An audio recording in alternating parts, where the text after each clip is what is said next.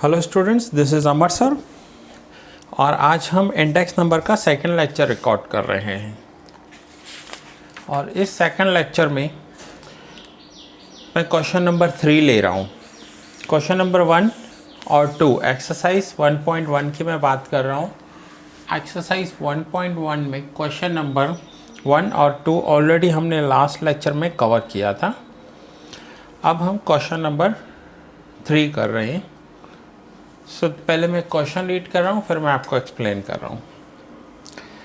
The following data are obtained about the annual average price of wheat, rice and sugar. Means 3 item दिए हुए हैं, wheat, rice and sugar.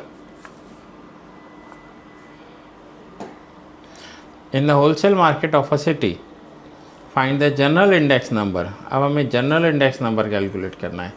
General index number for 3 items by fixed base method with the year 2011 and chain based method। फिर से 2 बार सम करना है, fixed base method से भी करना है, चेन बेस मेथड से भी करना है और जनरल इंडेक्स नंबर कैलकुलेट करना है।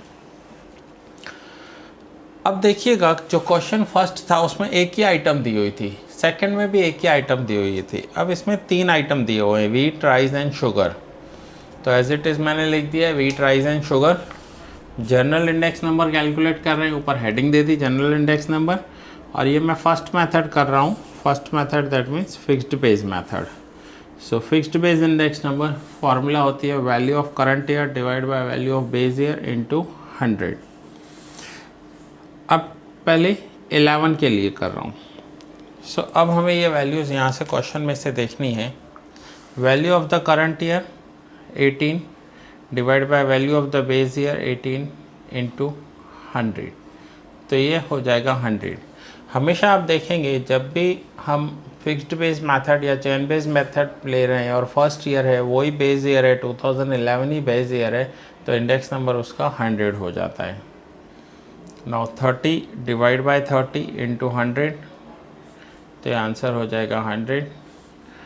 फिर से 30 डिवाइड बाय 30 इंटू 100, तो ये आंसर हो गया 100। अब ये है 11 के लिए।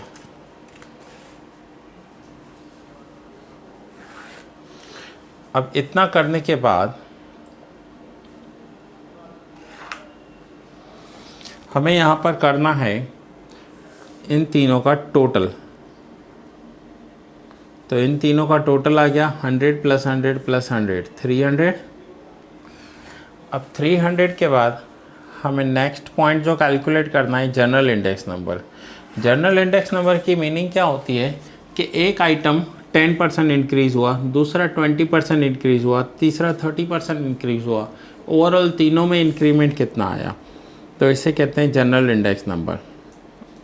तो यहाँ पर पहले हमने टोटल लिया, टोटल के बाद हम ले रहे हैं general index number. General index number.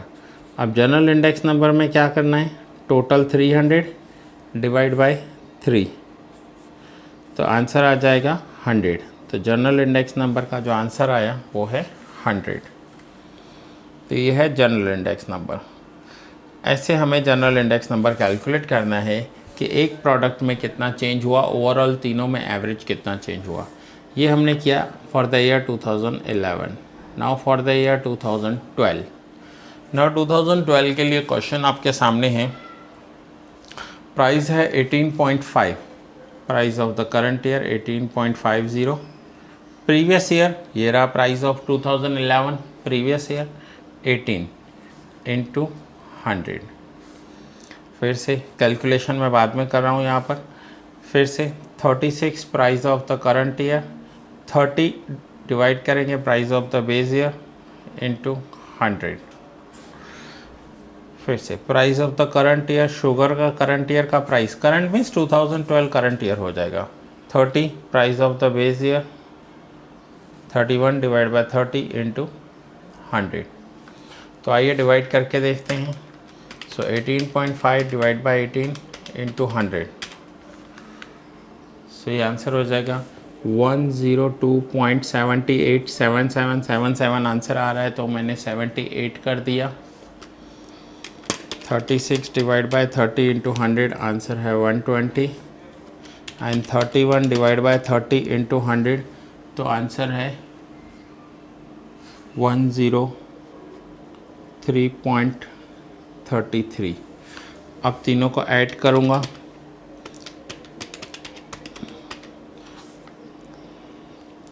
तो ये आंसर आया, तीनों को ऐड करने के बाद आंसर आया 326.11।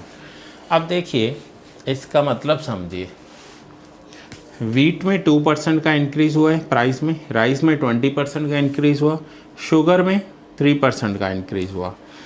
अब इस 326/11 को 3 से डिवाइड करेंगे और आंसर आ जाएगा 108.70। इसका मतलब हुआ कि वीट में 2% इंक्रीज़ हुए प्राइस, राइस में 20%, शुगर में 3%, एवरेज 8% इंक्रीज़ हुआ है प्राइस में। इसे कहते हैं जनरल इंडेक्स नंबर। प्राइस में 8% इंक्रीज़ हो गया। अब ये है फॉर द ईयर 2012।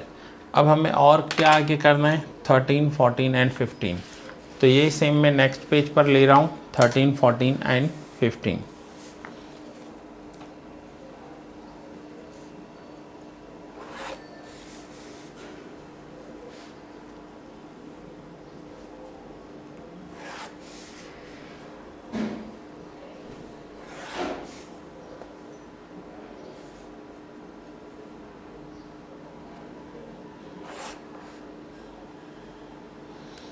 सेम मैंने कंटिन्यू कर रहा हूँ नेक्स्ट पेज पर 13, 14 एंड 15 के लिए।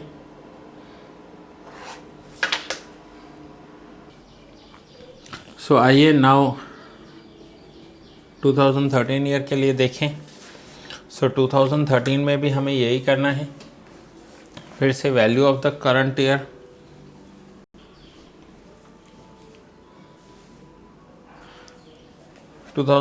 में value of the current year 18.9, 90 divide by value of the base year 18 into 100, 38 divide by 30 into 100 and 32 divide by 30 into 100। So 18.9 divide by 18 into 100, 105, 126.67 and 106.67। अब हम टोटल कर रहे हैं। So 18.9, 38 divide by 30, 126.67 and 106 divide by 32 divide by 30। So total इनका हुआ 338.34। अब हम next क्या करेंगे। सो नेक्स्ट जैसा हमने यहाँ पर किया था 338.34 डिवाइड बाय 3, तो आंसर होगा 112.78। सो देखा स्टूडेंट्स, ये था फिक्स्ड बेस 2014 एंड 2015। ये दोनों ईयर आप खुद कंप्लीट करोगे। मैं इसका आपको आंसर दे देता हूँ। जनरल इंडेक्स नंबर का आंसर होगा 115.19 और 15 के लिए आंसर आ जाएगा 119.44। और ये जो आपके टोटल होंगे, ये यहाँ पर टोटल आएंगे 345.56 और ये आपका टोटल आएगा 358.33। तो ये 14 का टोटल होगा, ये 15 का टोटल होगा और ये आपका जनरल इंडेक्स नंबर आ जाएगा। तो आपको करना क्या है, तो यहाँ पर 14 की प्राइस जो है, प्राइस है 19 divide by 18, 38 divide by 30, 34 divide by 30। Fixed base, हमारा बेस ईयर 2011 है और हम बेस ईयर से ही डिवाइड करेंगे। तो ये था general index number. General index number में एक से ज़्यादा प्रोडक्ट होंगे और एक से ज़्यादा ईयर दिए हुए होंगे, तो उस कंडीशन में हमें यहाँ पर प्रोडक्ट लिखने हैं और इस साइड हमें ईयर लिखना है। तो ये यहाँ पर जनरल इंडेक्स नंबर कंप्लीट हुआ। फर्स्ट 2 बार सम करना है, फिर से मैं आपको बता रहा हूँ 2 बार सम करना है। हमने फर्स्ट फिक्स्ड बेस मेथड का कंप्लीट किया, अभी चेन बेस मेथड तो बाकी है। तो चेन बेस मेथड के लिए फिर से मैंने ये बनाया है पेज और चेन बेस मेथड करेंगे। चेन बेस मेथड का फॉर्मूला क्या है, तो मैंने यहाँ शॉर्ट में लिखा है, देखिए CBIN chain base index number is equals to value of the current year divide by value of the preceding year into 100। Previous year की वैल्यू के साथ डिवाइड करना है। तो आइए देखते हैं चेन बेस इंडेक्स नंबर कैसे होगा। अब प्रीवियस ईयर नहीं दिया हुआ हो तो मैंने आपको बताया जो करंट ईयर है उसी को ही, जो बेस ईयर है उसी को ही हम प्रीवियस ईयर ले लेंगे। तो 28/28 इंटू 100 28.5 सॉरी ये मैं क्वेश्चन 2 के नंबर्स लिख रहा हूँ।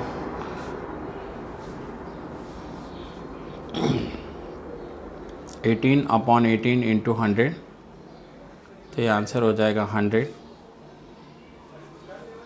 देन राइज पर 30 divide by 30 into 100 and 30 divide by 30 into 100, तो ये हो जाएगा 100। और अगर वैसे भी आप डायरेक्ट ही 100 लिख रहे हो तो भी फ़र्क नहीं पड़ेगा, क्योंकि यही बेस ईयर है हमारा। अब इस बेस ईयर के बाद हमें नेक्स्ट क्या करना होता है, हमें टोटल करना होगा और टोटल के बाद हमें जनरल इंडेक्स नंबर कैलकुलेट करना है। अब जब भी आप चेन बेस करो या फिक्स्ड बेस करो, फर्स्ट ईयर के लिए तो दोनों सेम ही रहते हैं। तो ये हो गया 300। Now general index number 300 divide by 3, तो आंसर आ जाएगा 100। तो ये है हमारा जनरल इंडेक्स नंबर। अब हम 2012 के लिए करेंगे, वो भी सेम होगा क्योंकि फर्स्ट ईयर तो दोनों ही सेम होने वाले हैं। अब फर्स्ट ईयर के लिए देखिए,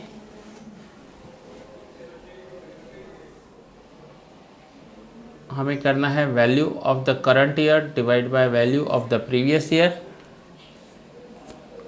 इंटू 100।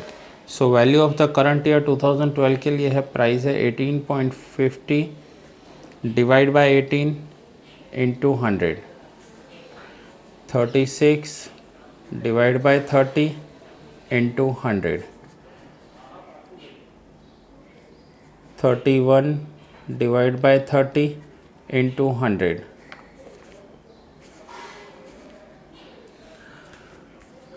so 102.78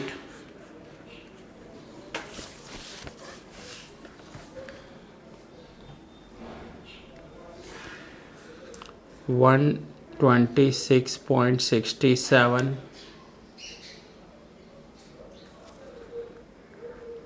120 है,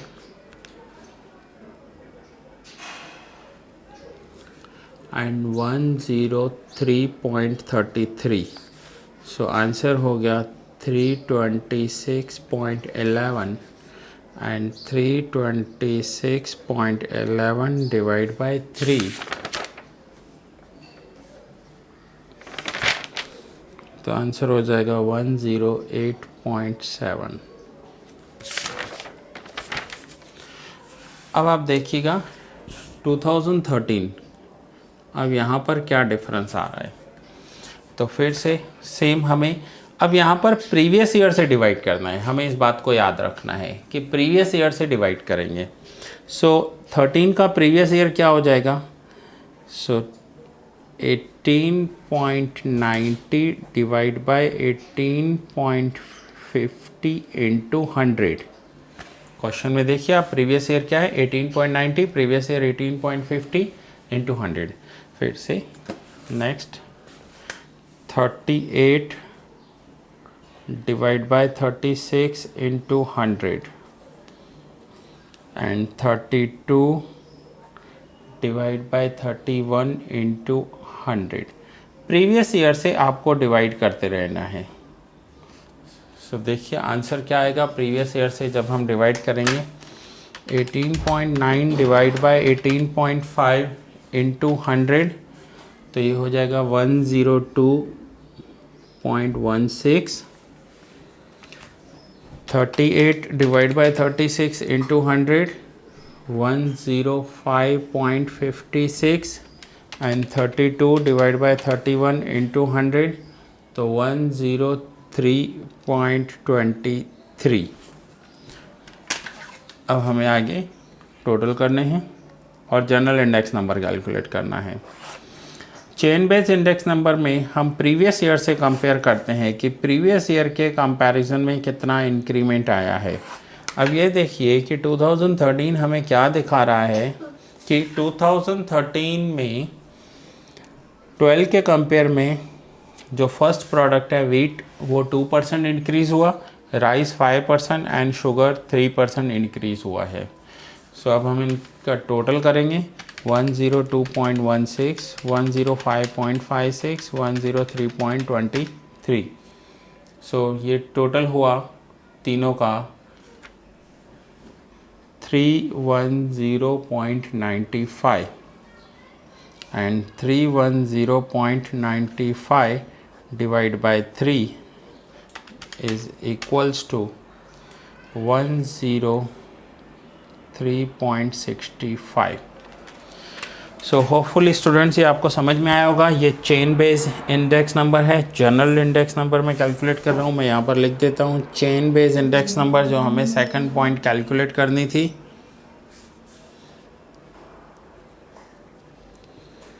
चेन बेस इंडेक्स नंबर, तो ये है chain base index number, value of the current year divide by value of the previous year into 100। अब ये 11, 12 एंड 13 मैंने आपको करके दिखाया, 14 एंड 15 आप खुद करोगे होमवर्क में, ये आपको होमवर्क में पूरा करना है 14 एंड 15। सो ये क्वेश्चन नंबर 3 मैंने यहाँ कंप्लीट किया। आइए अब आगे देखते हैं। क्वेश्चन नंबर 4 में आपको होमवर्क में दे रहा हूँ आज इसी एक्सरसाइज का, एक्सरसाइज 1.1 में क्वेश्चन नंबर 4 ये आपके सामने है। होमवर्क में करना है, एक ये सम पूरा करना है और दूसरा क्वेश्चन नंबर 4 करना है। यहाँ भी यही है, calculate general index number for 5 fuel items by taking 2012 as the base year and state the overall increase in the price of fuel items. आपको 2012 को बेस लेना है, 2014 ये करंट ईयर है और जनरल इंडेक्स नंबर कैलकुलेट करना है। अब यहाँ पर देखिए सिर्फ हमें बोला है कि बेस ईयर 2012 लो। एक काम कीजिए, अदरवाइज स्टूडेंट इसको छोड़िए, क्वेश्चन 4 मैं ही करवा देता हूँ आपको। आप सिर्फ क्वेश्चन 3 को ही कंप्लीट करके भेजिए। ये क्वेश्चन 3 कंप्लीट कर लीजिए आज, क्वेश्चन 4 मैं करवा दूँगा आपको। ये था हमारा सेकंड मेथड चेन बेस और ये था फिक्स्ड बेस। क्वेश्चन नंबर 3 हमने आज सॉल्व किया। ठीक है, आंसर पॉइंट्स में आएंगे, थोड़ा कंफ्यूज होने की ज़रूरत नहीं है, कंसंट्रेशन के साथ करना है इसे। पॉइंट में आंसर आए तो अप्रॉक्स कर देना आप। और ये यहाँ पर मैं क्वेश्चन 3 पूरा कर रहा हूँ। मिलते हैं नेक्स्ट लेक्चर में।